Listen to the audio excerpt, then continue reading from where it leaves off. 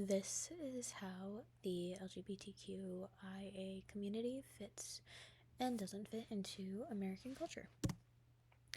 So, I interviewed my friend Kit, who identifies as asexual using they them pronouns, and we had first met about 2 years ago, but due to distance, going to different schools, finals, things like that, we decided to FaceTime on Friday, May 10th in the late morning. I FaceTimed them in my room, and they were also in their dorm room.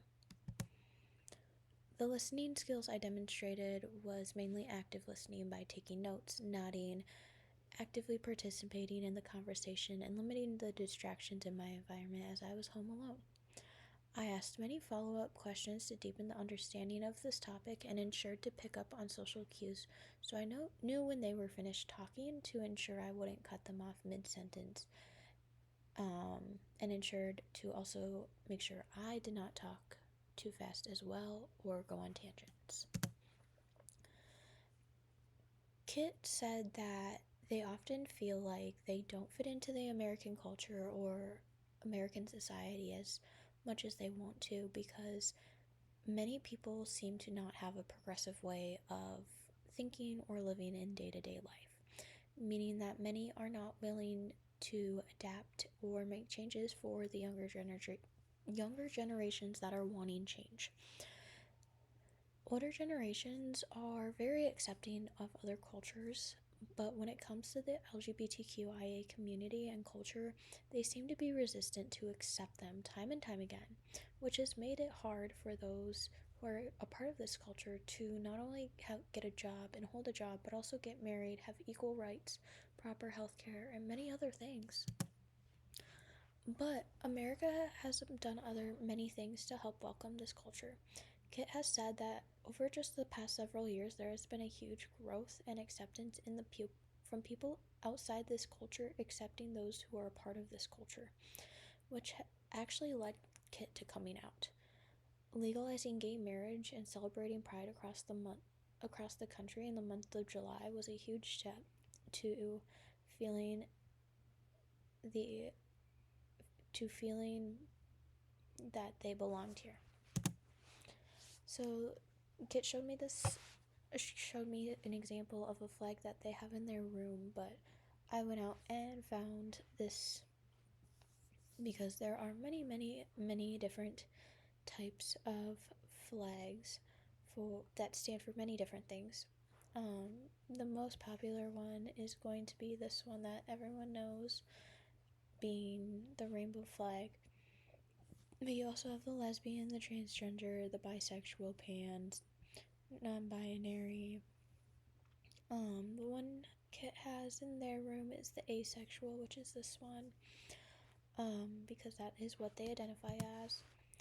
Kit also talked about a lot of hate crimes due to the LGBTQIA community, protests, but also how much love and support everyone has for each other within the community.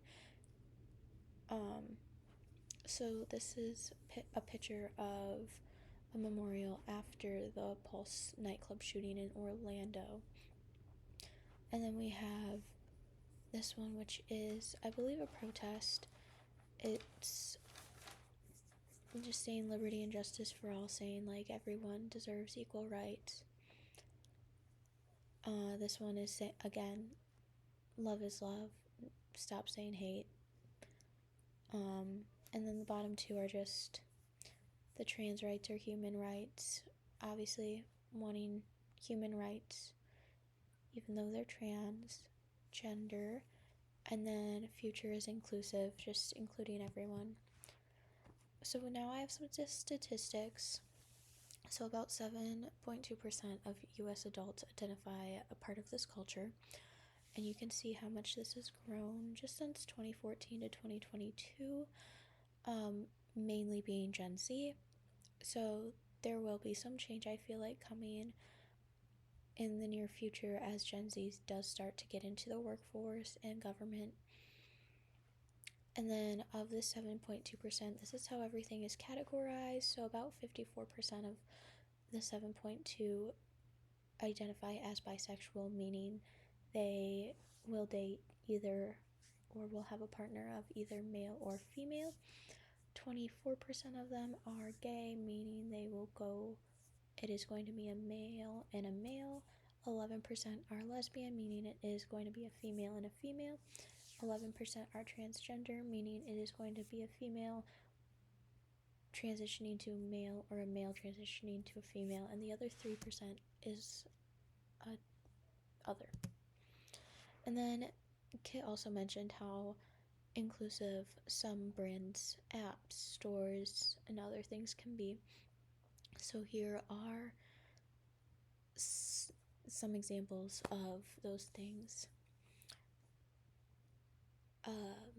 that support these rights, and seeing representation in stores, Kit said, is always nice, but it shouldn't be something that comes across just once a year. It should be something that is celebrated year long.